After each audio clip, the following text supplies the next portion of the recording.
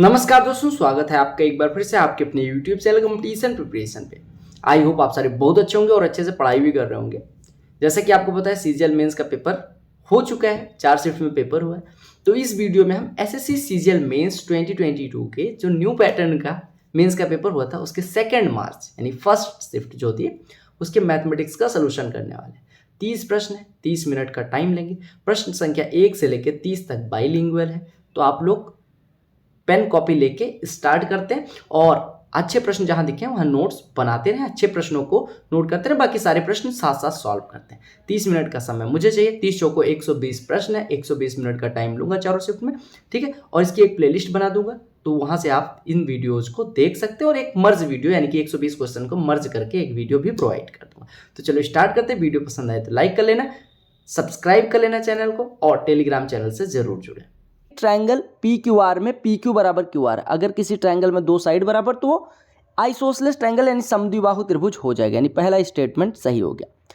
दूसरे स्टेटमेंट की बात करें, कहा गया ट्रायंगल पी क्यू आर के अंदर एक बिंदु P Q are triangle draw करता हूं मैं, उसके अंदर कोई बिंदु ओ इस प्रकार से है, यानी ओ यहाँ पे है, ये पी है, ये क्यू है, ये आर है, इसके अंदर कोई बिंदु ओ इस प्रकार से है कि ओ पी आर जो कोण है यानी ये वाला कोण, यानी ये O है, ओ पी आर जो कोण है वो ओ आर पी के बराबर है, ओ आर पी के बराबर, यानी ये दोनों कोण बराबर, ये दोनों अगर कोण बराबर हो गए तो इनके सामने की भुजाएं यानी ये बराबर हो जाए, ये बराबर हैं और ये भुजा आपको शुरू में ही दी गई थी कि ये दोनों भुजाएं बराबर हैं। अब देखो, अब तीसरे स्टेटमेंट पे आते हो, पहले दूसरा स्टेटमेंट देखो, कहा कि point O is centroid of P Q R. O centroid है पी क्यू आर का। सेंट्रॉइड क्या होता है?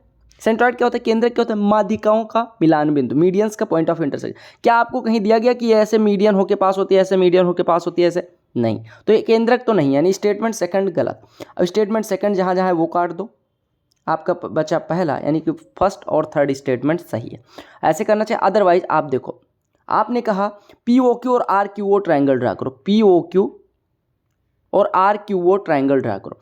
देखो पहले बड़े वाले ट्रायंगल को देखो, इसकी दो भुजाएं बराबर हैं पी क्यू क्यू आर, तो इनके सामने के कोण बराबर होंगे, यानी अगर ये थीटा तो ये वाला कोण भी थीटा होना चाहिए, ठीक है। ये वाला कोण कितना होना चाहिए? थीटा होना चाहिए। थीटा में से ये निकल गया और ये निकल गया, अगर ये दोनों एक्स एक्स हों तो हम कह सकते हैं ये थीटा माइनस एक्स हो जाएगा, सिमिलरली ये थीटा माइनस एक्स हो जाएगा, यानी हम कह सकते हैं यहाँ से सिंपल सी बात में कि ये कोण बराबर है और ये हिस्सा इस हिस्से के बराबर है, तो जो बचा हिस्सा यानी ये वाला हिस्सा इस हिस्से के बराबर हो जाएगा, ठीक है। कोण बराबर हो गए, क्लियर हो गया। अब देखो दोनों ट्रायंगल्स को देखो, कौन कौन से को, पी ओ क्यू को, पी ओ क्यू ये वाला ट्रायंगल है और आर ओ क्यू ये वाला ट्रायंगल है। इनमें देखो ये भुजा इस भुजा के बराबर, ये भुजा इस भुजा के बराबर और ये कोण इन दोनों के, मतलब दो ट्रायंगल्स की दो भुजाएं बराबर हैं और उनके बीच का कोण बराबर है। अगर किन्हीं दो ट्रायंगल्स में दो साइड्स इक्वल है, उनके बीच का एंगल इक्वल है, तो वो कैसा होता है? सर्वांगसम यानी कि कॉन्ग्रुएंट, यानी कि स्टेटमेंट थर्ड भी सही है, यानी आपका करेक्ट आंसर हो गया only statement first and third. देखिएगा प्रोबेबिलिटी का प्रश्न है, बहुत आसान सा प्रश्न है। कहा गया एक कांच के पात्र में 6 सफेद 8 काले 4 लाल और 3 नीली गेंदें हैं। कहा गया यदि पात्र में से एक कांचा यानी एक कोई मार्बल निकाला जाता है तो इसके काले या नीले मतलब या तो काला हो या तो नीला हो, कि प्रोबेबिलिटी क्या हो। देखो टोटल केसेस कितने बन रहे हैं, टोटल केसेस कितने बन रहे हैं आपके पास, टोटल कितने पासे हैं?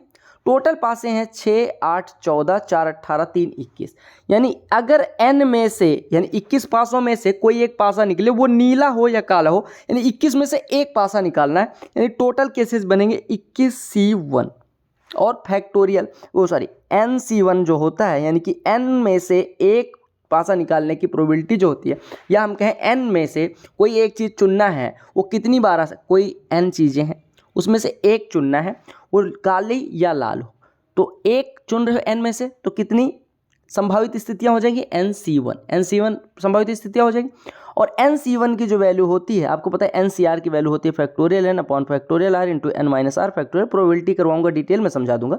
तो यहाँ से अगर आप करोगे तो NC1 की वैल्यू हमेशा n होती है, क्यों? क्योंकि n फैक्टोरियल अपॉन 1 फैक्टोरियल की वैल्यू 1 हो गई और इंटू n माइनस 1 फैक्टोरियल, और n माइनस 1 फैक्टोरियल से n फैक्टोरियल कटेगा तो n, तो ऐसे 21C1 की वैल्यू हो जाएगी 21, यानी कि कितने केसेस, 21 पासे में से एक निकलने की संभावना है 21, ठीक है, यानी NC1 की वैल्यू हो गई, टोटल केसेस बने 21।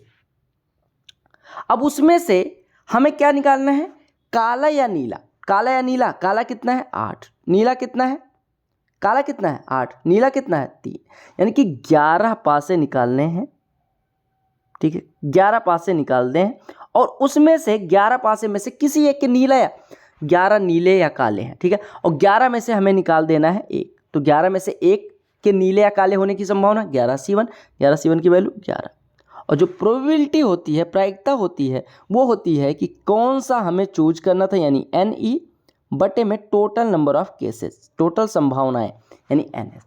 NE बटे NS जो होती है वो प्रोबेबिलिटी होती है, यानी कि 11/21 आपका आंसर हो जाएगा। 11/21 आपका आंसर हो जाएगा। Correct option 11/21। अगला प्रश्न देखिएगा, कहा गया 2 सेंटीमीटर, 3 सेंटीमीटर और 4 सेंटीमीटर व्यास के 3 नल हैं, उनके माध्यम से प्रवाहित जल का अनुपात उनके व्यास के वर्ग के अनुपात के बराबर है।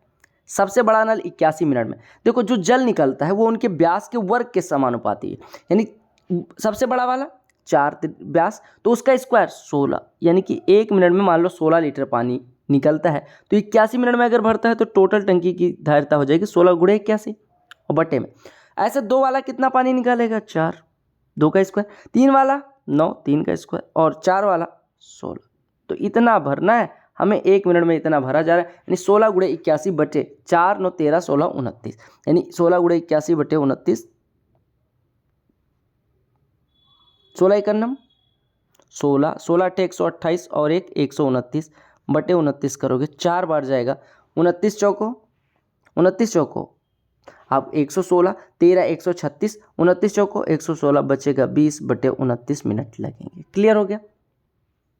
देखो tan A + B √3, tan की कितनी डिग्री की वैल्यू √3 होती है 60, यानी A + B हो गया 60। ऐसे tan A - B 1/√3, यानी A - B हो जाएगा कितना, tan कितने डिग्री की वैल्यू 1/√3 होती है 30, यानी A - B 30 है, A + B 60 है, दोनों जोड़ेंगे तो 2A = 90, यानी A = 45, B = 15। अत्यधिक आसान प्रश्न, कहा गया एक सर्कल एक क्वाड्रिलेटरल को चारों तरफ से टच करता है। A circle touches all the 4 sides of a quadrilateral, चारों साइड्स को टच करता है। अगर कोई सर्कल किसी क्वाड्रिलेटरल को चारों साइड से टच करता है तो आपको पता है कि उनके आमने सामने के भुजाओं का योग बराबर होता है, यानी AB + DC = ये प्लस ये। तो आप कह सकते हैं स्टार बैच अगर आपने देखा होगा तो आपको पता होगा क्यों। AB 18 दिया गया, कोई दिक्कत नहीं है, BC 21 है, कोई दिक्कत नहीं, AD 15 है, 21 15 36, तो 18 में कितना जोड़ें कि 36 हो जाए 18। एक संख्या दी गई, पूछी गई कौन सी संख्या से विभाजित है। विभाजित देखो, अगर किसी संख्या का यूनिट डिजिट इवन है तो वो 2 4 6 8 से कट सकती है। ठीक है, सबसे पहले देखो क्या ये 5 से कट रही, 5 से कटने के लिए यूनिट डिजिट 0 या 5 होना चाहिए, 5 से नहीं कटेगी। 12 से कटने के लिए 3 से भी कटना पड़ेगा, 4 से भी कटना पड़ेगा। 3 से डिविजिबिलिटी का रूल, सम ऑफ डिजिट्स 3 से कटने चाहिए, तो 9 कट रहा है, 6 कट रहा है, 7 2 9 कट रहा है, 5 क्या 3 से कटता है नहीं, तो 3 से नहीं कटेगा तो 12 से नहीं कटेगा। अब देखो 4 और 8 में किससे कट रहा है। 4 से कटने का नियम है लास्ट 2 डिजिट से जो बनने वाली संख्या है वो 4 से कटनी चाहिए, तो 4 चौको 16 बिल्कुल कट रहा है, यानी कि 4 से तो कट रहा है। अब 8 से चेक कर लो, पहले तो 8 से चेक करना चाहिए था, हालांकि 8 से कटने के लिए किसी संख्या के 8 से कटने के लिए लास्ट 3 डिजिट 8 से कटने चाहिए। 8 से अगर 116 में डिवाइड करेंगे, 8 × 8 3 36, क्या 36 8 से कटता है नहीं, यानी कि ये संख्या 8 से नहीं कटेगी, आपका करेक्ट आंसर हो जाएगा 4। देखिएगा प्रश्न को, कहा गया 2 जहाज एक प्रकाश स्तंभ के विपरीत इस प्रकार से हैं कि वह तीनों सररेख है, विपरीत यानी अपोजिट डायरेक्शन में। ठीक है, कहा गया प्रकाश स्तंभ के शीर्ष से 2 जहाजों का उन्नयन कोण जो बन रहा है, अवनमन कोण 30 डिग्री और 60 डिग्री, यानी ये वाला 30 डिग्री है, ये वाला 60 डिग्री है, यानी ये थीटा है तो ये 90 - थीटा है। ठीक है, आप समझो, अगर 30 डिग्री है तो अगर ये h है तो या ऐसे मानो ये √3h है, तो ये कितना हो जाएगा 3h, इसका √3 गुना होगा। और अगर ये √3h है और ये अगर ये √3h है और ये वाला अगर ये √3h है और ये वाला 60 डिग्री है तो ये वाला कितना हो जाएगा h। अब आपको जहाज़ों के बीच की दूरी यानी ये 4h = 230 √3 दिया गया। 4h बराबर कितना दिया गया 230 √3, 230 √3। यानी यहाँ से 4h बराबर इतना, तो h बराबर 203√3/4 और √3h कितना हो जाएगा, हमें इसकी ऊंचाई निकालनी थी प्रकाश स्तंभ की, यानी √3h बराबर यहाँ से √3 से गुणा हो जाएगा। √3 से गुणा करोगे 230 गुणे 3 यानी कि 690 में 4 से डिवाइड करना है। 690/4, 4 एकम 4, 4 सत्ते 28, 172.5 प्रकाश स्तंभ की ऊंचाई हो जाएगी। ये प्रश्न 1000 सालों से आपको पता है x + 1/x अगर k हो तो x² + 1/x² k² - 2 यानी 16 - 2 14। दो संख्याएं हैं, तीसरी संख्या से 10% और 25% अधिक है। तीसरी संख्या अगर 100 है तो पहली संख्या इससे 10% ज़्यादा 110, दूसरी संख्या इससे 25% ज़्यादा 125। तो उन दोनों संख्याओं का अनुपात यानी 110 और 125 का अनुपात 5 से काटोगे 22, 5 से काटोगे 25, तो अनुपात कितना हो जाएगा 22:25। देखो ये प्रश्न करने के बहुत सारे तरीके हैं, लेकिन मैं आपको भाई हूँ तो थोड़ा अलग तरीके से बताऊंगा। दो आदमियों के आय का अनुपात 7:4 और उनके व्यय यानी एक्सपेंडिचर का अनुपात 3:1 है। अब आपसे कहा गया उनमें से प्रत्येक जो बचाता है, बचत क्या होती है, इनकम माइनस एक्सपेंडिचर, वो बराबर होना चाहिए। 7 - 3 4, 4 - 1 3, दोनों का क्या बराबर हो रहा है, नहीं। आपने कहा 7 - 3 4 हुआ और 4 - 1 3 हुआ, इसकी बचत 4 की है, इसकी बचत 3 की, हमें बराबर करना है। बराबर करने के लिए क्या करना पड़ेगा भैया, अगर हमें बराबर करना है तो क्या करना पड़ेगा, आपने कहा यह इनकी इनकम का रेशियो है, ये इनके एक्सपेंडिचर का रेशियो है, ठीक है। इसका अंतर ले लो, इनके इनकम का अंतर 7 - 4 3, 3 - 1 2। आपको क्या काम करना है, इनके इनकम का डिफरेंस लो, इनकम के रेशियो का और एक्सपेंडिचर का। अब आपको पता है कि अगर हमें क्या काम करना है, ऐसे समझना थोड़ा मुश्किल होगा, कोई नहीं, लेकिन समझो। अगर 3 को 2 बनाना है, देखो इनके इनकम का डिफरेंस कितना है 3, एक्सपेंडिचर का डिफरेंस कितना है 2। हमें अगर इनके सेविंग को बराबर बनाना है तो आपको यहाँ पे इनकम और एक्सपेंडिचर का जो रेशियो का डिफरेंस है वो बराबर करना पड़ेगा। बराबर करने के लिए 2 को 3 बना दो, 2 को 3 बना, हमने दोनों का डिफरेंस लिया, इसका डिफरेंस 3, इसका डिफरेंस 2, 2 को 3 बनाने के लिए 1.5 से गुणा, यानी ये 4.5 हो जाएगा और ये 1.5 हो जाएगा। अब घटाओ, 7 में से 4.5 जाएगा, यानी इनकम 7, एक्सपेंडिचर 4.5, यानी 2.5 बचेगा, और इनकम 4, एक्सपेंडिचर 1.5, सेविंग 2.5, यानी इसकी भी सेविंग 2.5, इसकी भी सेविंग 2.5, और 2.5 बराबर कितना दिया गया 4800, 2.5 बराबर 4800। तो आपसे पूछा कितना गया, 2.5 बराबर 4800, तो उनके मासिक आय का योग यानी कि 11 बराबर पूछा गया। देखो मासिक आय का योग कितना 11। अब देखो 2.5 बराबर 4800, यानी कि यहाँ से 25 बराबर इतना, 25 बराबर इतना, तो ये कितना हो जाएगा 1 बराबर 48 × 40, 1 बराबर 48 × 40 यानी कि 192 के बाद 0, तो 11 बराबर कितना हो जाएगा 192 के बाद 0 × 11, 11 से गुणा करोगे 11 0 0, 11 2 22, हासिल आई 2, 11 9 99 2, 101 और 11 1 11 10 21, यानी आपका कितना हो जाएगा 21,120। आपको सिंपल सा काम क्या काम करना है, 7 में से 4 घटाएंगे 3, 3 में से 1 जाएगा 2, 2 को 3 बनाने के लिए 1.5 से गुणा, 4.5 और 1.5 हो जाएगा।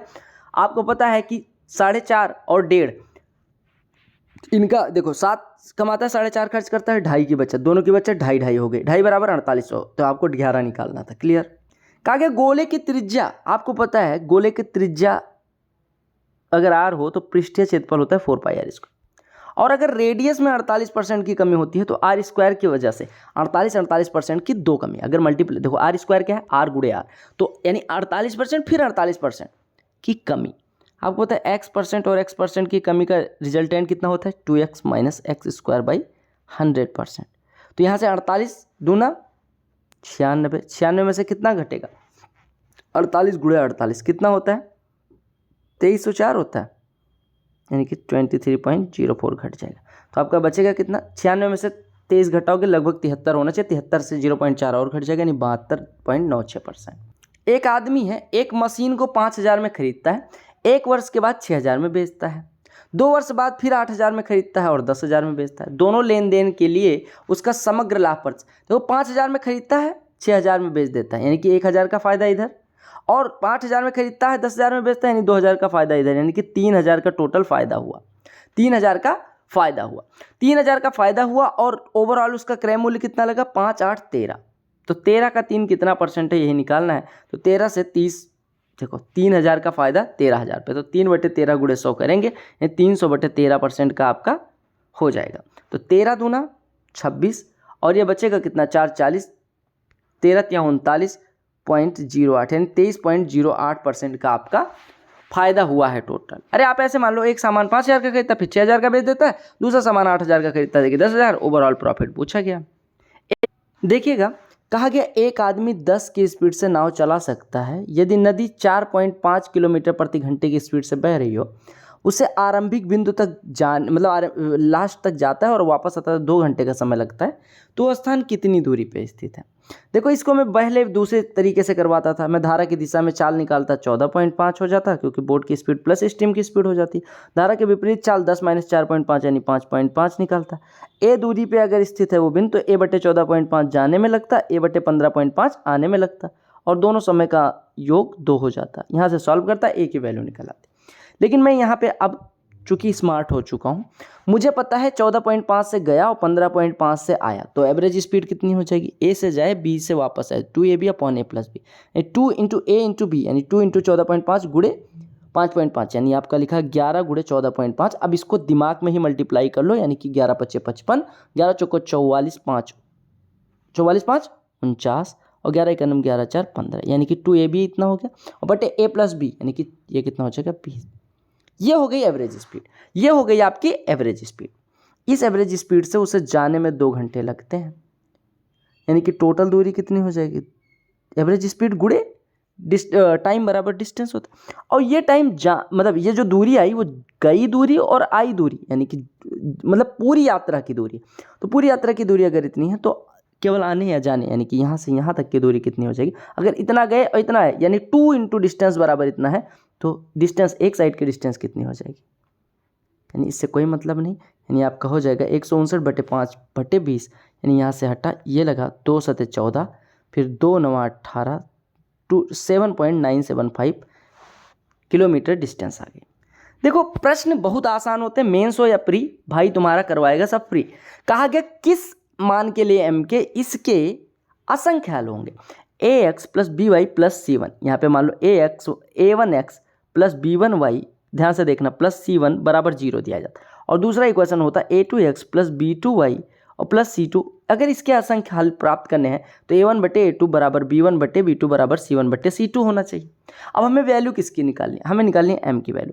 तो आप 17 और 23 का अनुपात निकाल लो और m/299 का अनुपात निकाल लो, दोनों को बराबर कर दो, यानी आपका हो जाएगा 17/23 बराबर m/299। 299 23 से काटोगे 23 × 23 23 × 69 m बराबर 17 × 13 7 या 21 यूनिट डिजिट 1 यानी 221 आंसर। ए बी सी कुछ इन्वेस्टमेंट करते हैं और उनकी अवधि का अनुपात इतना है। देखो हमने कहा ए ने ए इन्वेस्ट करा, बी ने बी इन्वेस्ट करा, सी ने सी इन्वेस्ट करा, यानी ये इन्वेस्टमेंट का रेशियो है, आप हमेशा समझिएगा। और ये टाइम का रेशियो है। आपको पता है investment into time into investment into time into investment into time, ये रेशियो होता है प्रॉफिट का। यानी प्रॉफिट का रेशियो हमेशा होता है investment into time into investment into time is to investment into time. अब आपने कहा इन्होंने जो टाइम लगाया है वो 3, 2 और 7 लगाया है और प्रॉफिट जो मिला है वो 4, 3 और 14 मिला है, यानी i × 3 4 है, i × 2 3 है, i × 7 14 है। तो यहाँ से आई की वैल्यू कितनी हो जाएगी, इन्वेस्टमेंट का रेशियो निकालना हो तो आप प्रॉफिट के रेशियो में इससे डिवाइड करते हो, तो 4/3 पहले का रेशियो, 4 प्रॉफिट 4/3 इसका रेशियो, 3 में 2 से डिवाइड 3/2 इसका रेशियो और 14 में 7 से डिवाइड यानी 2 इसका रेशियो। 3 2 का एलसीएम 6 से मल्टीप्लाई कर दो, 6 से मल्टीप्लाई करोगे तो ये बन जाएगा 8, ये बन जाएगा 9 और ये बन जाएगा 12, यानी इनका जो निवेश का अनुपात है वो हो जाएगा 8:9:12। एक मोटरसाइकिल है 44% छूट देकर इतने में बेची जाती है, यानी बेची कितने में गई 56% में। 56% इतना है, यानी कि आप निकाल सकते हैं 7 × 8 = 56, 8% कितना हो जाएगा 1200 मतलब 12,500, यानी 1% कितना हो जाएगा, अब पहले 4% निकाल लो, 4% कितना हो जाएगा, अरे 4% कितना हो जाएगा 6250, तो 100% कितना हो जाएगा 25 से गुणा कर दो, 25 × 625 15,625, 15,625 के बाद 0 आंसर हो जाएगा।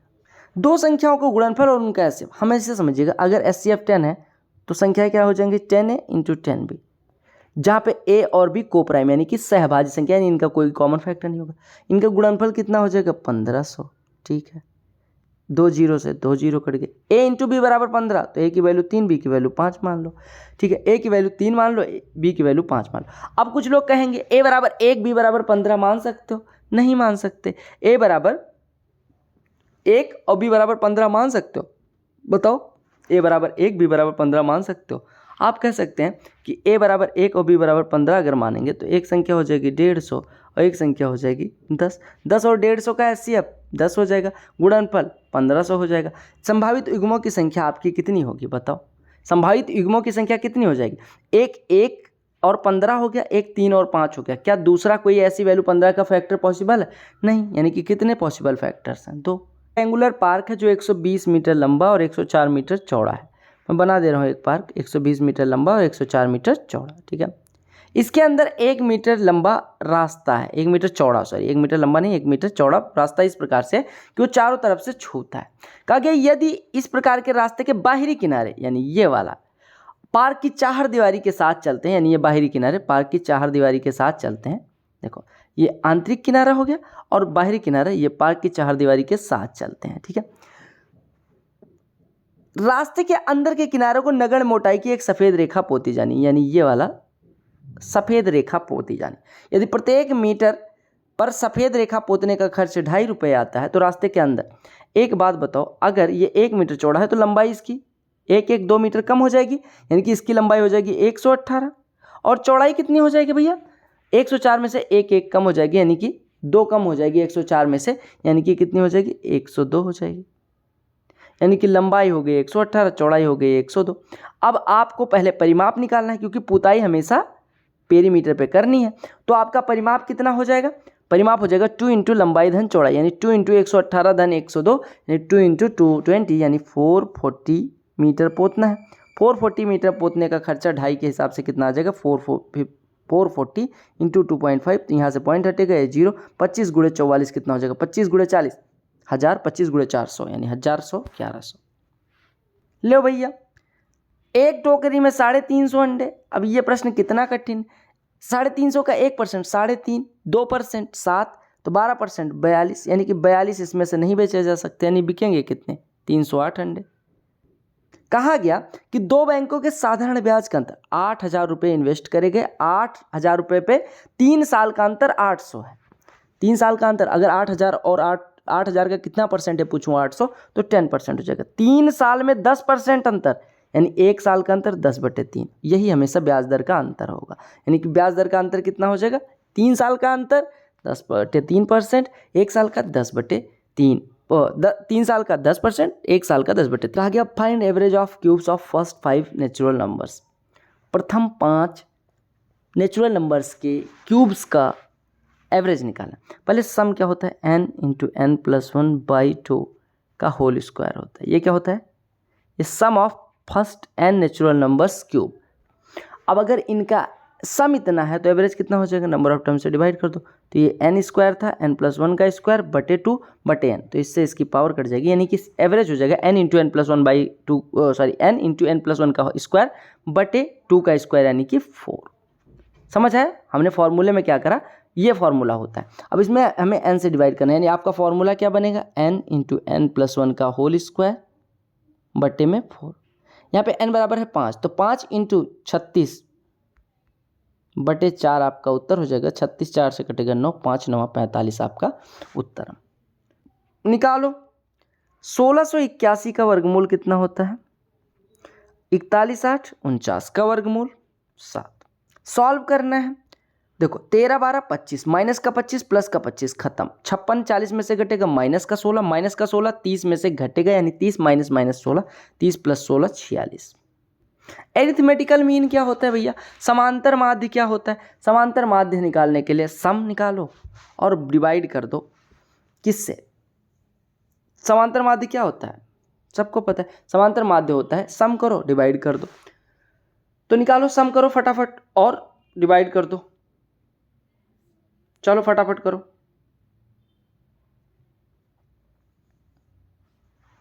तो ये आपका हो गया 23 17 40, 21 19 40 40 40 80 20 100, 100 को 5 से डिवाइड करना है, आपका उत्तर 20 होना चाहिए। देखो अगर मैं यहाँ पे माइनस कॉमन ले लूँ तो ये बचेगा sine 25 sine 65 plus cos 25 cos 65। अब इसको इस प्रकार से पढ़ो, cos A cos B minus sine A sine B, क्या होता है cos A plus B, cos A plus B यानी कॉस 65 प्लस 25 90, कॉस 90 की वैल्यू 0, तो 0 माइनस 0 0। कहा गया अगर ब्याज अर्धवार्षिक रूप से चक्रवृद्धि होता है तो 8,000 की राशि पे 20% वार्षिक दर से 1 वर्ष का चक्रवृद्धि ब्याज क्या, 1 वर्ष में कितने धन मतलब एक बात बताओ, छमाही लगता है तो रेट ऑफ इंटरेस्ट कितना हो जाएगा 10% पर हाफ ईयर, 10% एक छमाही में, 2 छमाही में 10%, चूंकि चक्रवृद्धि ब्याज है तो 10% तो मिलेगा पहले छमाही, दूसरे छमाही का 10% भी मिलेगा। और चक्रवृद्धि ब्याज यानी कि कंपाउंड इंटरेस्ट होता है इंटरेस्ट ऑन इंटरेस्ट, तो इस 10% का भी 10% इंटरेस्ट मिलेगा, यानी 1% और इंटरेस्ट मिलेगा, यानी टोटल इंटरेस्ट 10 10 20 1 21%, तो इसका 21% कितना हो जाएगा 1680। देखो कहा गया ए बी सी 3 बिंदु इस प्रकार से हैं, ए बी सी, ए बी 9 है, बी सी 11 है, ठीक है, और ए सी बराबर 20 है। देखो अगर ए सी की बात करें तो हम ए सी को लिख सकते हैं 9 + 11, क्योंकि 20 है और 20 9 + 11, और 9 + 11 मतलब ए बी 9 की वैल्यू है और बी सी की वैल्यू 11 है, यानी ए सी बराबर ए बी + 20, यानी ए सी की जो लंबाई हो ए बी और बी सी की लंबाई के बराबर है, मतलब ए सी की लंबाई ए बी और बी सी के योग के बराबर। अगर ए सी पूरा can be written as A B + B C, it means A B C are collinear, और 3 कोलिनियर बिंदुओं से कितने सर्कल खींचे जा सकते हैं, आप कह सकते हैं कि एक बिंदु से असंख्य खींचे जा सकते हैं, 2 बिंदु से होके गुजरने वाले असंख्य वृत्त होते हैं, लेकिन 3 बिंदु अगर कोलिनियर हो जाएं तो उनसे कितने खींचे जा सकते हैं, एक भी नहीं खींचे जा सकते, यानी 3 कोलिनियर यानी कि 3 सररेखीय बिंदुओं से एक भी वृत्त नहीं खींचा। कहा गया लकड़ी के 21 सेंटीमीटर की भुजा वाले घन से काटे जा सकने वाले सबसे बड़े खोल। देखो आपको पता है किसी ए साइड का, मैंने ये 1000 बार बताया कि ए साइज का जो घन है यानी कि क्यूब है, उससे काटे जा सकने वाले सबसे बड़े स्फीयर की जो रेडियस होगी वो a/2 होगी। तो आयतन कितना होता है 4/3 × पाई × r³ a/2 का होल क्यूब, a है 21 21/2 का होल क्यूब यानी कि 9261/8, ठीक है। तो यहाँ पे पाई की वैल्यू रख दो 22/7, यानी कि ये 22/7 से मल्टीप्लाई करना है, तो आप पहले देखो 4 से 8 कटा और ये 11 हो गया, 3 × 21 से 9261 कटेगा, 441 बचेगा, यानी आपका आंसर हो जाएगा 11 × 441 4851 आपका आंसर हो जाएगा, क्योंकि 11 चौको 4400 और 4400 में से 11 × 4 ये 440 और 11 और जुड़ेगा तो आपका 4851 हो जाएगा। जब मैंने स्टेटिस्टिक्स की वीडियो करवाई थी तो आपको मैंने एक चीज़ बताई थी कि भैया एक फॉर्मूला है जहाँ पे आपको क्लास इंटरवल दिया जाएगा, फ्रीक्वेंसी दिया जाएगा, मोड निकालने कहा जाएगा, तो एक बड़ा सा फॉर्मूला है, वहाँ पे मोड बराबर यानी बहुलक बराबर क्या होता है लिख लेना, यहाँ पे मोड बराबर होता है L, यहाँ पे L क्या होता है अभी बताऊँगा, plus F1 - F0 divided by 2F1 - F0 - F2 into I। ये फॉर्मूला लिख लो, पहले तो लिखो मोड का फॉर्मूला क्या होता है L + F1 - F0 upon 2F1 - F0 - F2 into I। L क्या होता है सबसे पहले जानो, जो सबसे ज़्यादा बार आता है वो बोलते हैं हम बहुलक वर्ग, सबसे ज़्यादा बारंबार, सबसे ज़्यादा फ्रीक्वेंसी कहाँ पे दिख रही है 25 से 30 की, सबसे ज़्यादा है 11, तो जो सबसे ज़्यादा बार आता है उसकी जो फ्रीक्वेंसी होती है, जो सबसे ज़्यादा बार आता है और उसकी जो फ्रीक्वेंसी होती है वो होती है F1, यानी F1 बराबर यहाँ पे कितना है 11, F1 बराबर हो गया 11। आपको पता है कौन सा वर्ग है यानी कौन सा इंटरवल है जिसकी बारंबारता सबसे अधिक है 25 से 30, तो 25 से 30 का जो लोअर लिमिट 25 लोअर लिमिट हो गई, 30 हायर लिमिट हो गई, यानी L की वैल्यू हो जाएगी 25, L बराबर 25 हो गया। आपको मैं बता दूं कि जो वर्ग यानी कि जो इंटरवल सबसे ज़्यादा बार आता है उसको बोलते हैं मोड इंटरवल, और मोड इंटरवल से जस्ट पहले वाले वर्ग की बारंबारता F0 होती है, यानी इससे जस्ट पहले वाला वर्ग 20 से 25, इसके बाद वाला 30 से 35, यानी कि 20 से 25 की जो बारंबारता होगी 9 वो हो जाएगी F0, यानी F0 की वैल्यू हो गई 9, और F2 की वैल्यू इससे जस्ट बाद वाली यानी कि इस इंटरवल के बाद वाले इंटरवल की बारंबारता यानी F2 बराबर 10 हो गया। और I क्या होता है क्लास इंटरवल की सीमा, रेंज क्या होता है 5 - 10 10 - 5 5 से 10 तक कितने 5, 10 से 15 का डिफरेंस, 15 से 20 यानी कि इंटरवल है 5, तो यहाँ पे वैल्यू रख दो। तो L बराबर 25, यानी आपकी कैलकुलेशन करोगे तो 25 plus 25 plus F1 11 minus F0 11 minus 9 2 गुणे I कितना है 5 बटे में यह कितना है 2F1 यानी 2 into 11 22 minus F0 minus F2 F0 है कितना 9 और 10 19 22 में से उसने 19 घटेगा आपका ये 3 हो जाएगा, यानी 25 प्लस 10 बटे 3 यानी 25 प्लस 3.33 यानी आपका उत्तर 28.33 हो जाएगा। देखो कोई पात्र है जिसमें 40 लीटर दूध रखा गया था, अगर कहीं पे A लीटर दूध रखा गया और उसमें से X लीटर दूध निकाल लिया जाता है तो एक बार अगर ये प्रक्रिया दोहराई जाती है तो 1 माइनस एक्स बाई ए गुना दूध बचेगा। अगर शुरुआत में जितना दूध होगा उसका 1 माइनस एक्स बाई ए गुना, 2 बार प्रक्रिया दोहराई जाएगी तो ओरिजिनल का 1 माइनस एक्स बटे ए का होल स्क्वायर गुना बचा, 3 बार दोहराई जाएगी तो इतना बचेगा। हमने कहा 4 लीटर निकाला गया 40 लीटर में से, यानी 1/10 हिस्सा निकाला गया, यानी एक बार में 1 माइनस 1/10 हिस्सा बचेगा, यानी 9/10 हिस्सा एक बार में बचेगा। 2 बार दोहराई जाएगी 9/10 का स्क्वायर बचेगा। और आपसे कहा कि एक बार 4 लीटर निकाला गया उसके बाद 2 बार और हुआ, यानी कि 3 बार यह प्रक्रिया हुई, यानी दूध कितना बचेगा 9/10 का होल क्यूब, 9 का क्यूब 729, उसमें 1000 से डिवाइड करेंगे 0.729, यानी कि जो दूध होगा वो 0.729 गुना बचेगा ओरिजिनल का। ओरिजिनल में कितना था 40, उसका 0.729 गुना, यानी कि ये 4 गुणे 7.29 लिखा है, 4 7 28, 29 चौको 116, यानी 28 में 1.16 जुड़ेगा, यानी 29.16 लीटर दूध बचेगा। बोलो क्लियर है? स्टेटिस्टिक्स नहीं समझ आया तो उसके लिए स्टेटिस्टिक्स वाली वीडियो देखें, बाकी तीनों शिफ्ट का सलूशन जल्द ही अपलोड कर दूंगा। मिलते हैं अगली वीडियो में, तब तक के लिए bye bye, take care, love you all. Telegram channel से ना जुड़ना ना भूलें और चैनल पर नए हो तो सब्सक्राइब करना भी ना भूलें।